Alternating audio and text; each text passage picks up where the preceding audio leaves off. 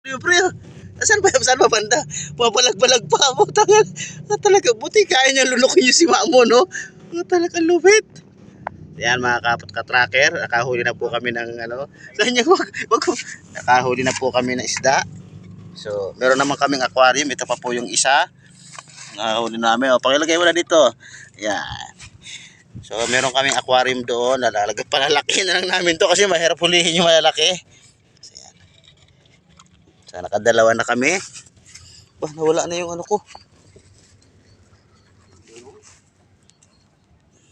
So, yan. Yung aking kawel.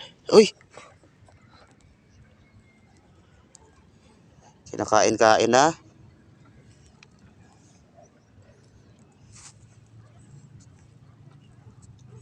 Titingnan natin. Kung inubos lang yung paing ko. Tumigil eh, oh. So, hindi na kami nahihirapan magagis. Tapat na lang. Nasa tapat na lang.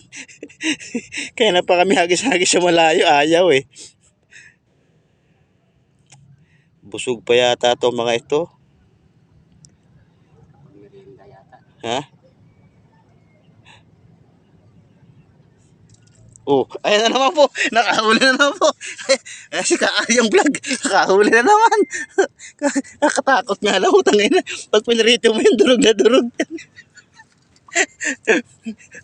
Dali. Ha?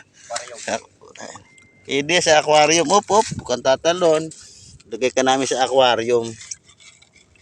Para lumaki kayo ng malakas. Lumaki kayo ng mabuti.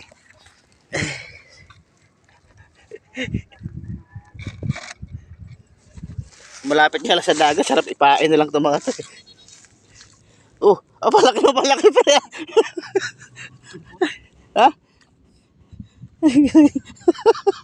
Hindi na yan kasya dito. Liit eh. Ha?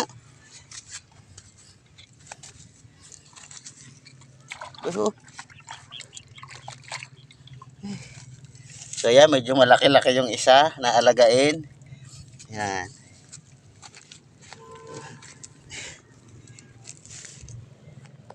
So yan mga ano sa inyo lahat.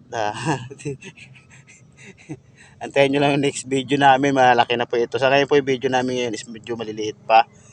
Kaya wait lang kayo ha sa next video namin. Kasi ngayon maliliit pa talaga. See you. Ayan ito mga katrackers natin. Si Kaaryong TV. Bye sa inyo lahat. Next vlog ulit tayo. Gaabang muna kami ngayon. Tingnan ko nga. Wala na to laman eh. Wala na nga. Kinain lang eh. Sayang ang pain ko. Papain na naman ako ulit. Bye-bye sa inyo lahat mga katracker.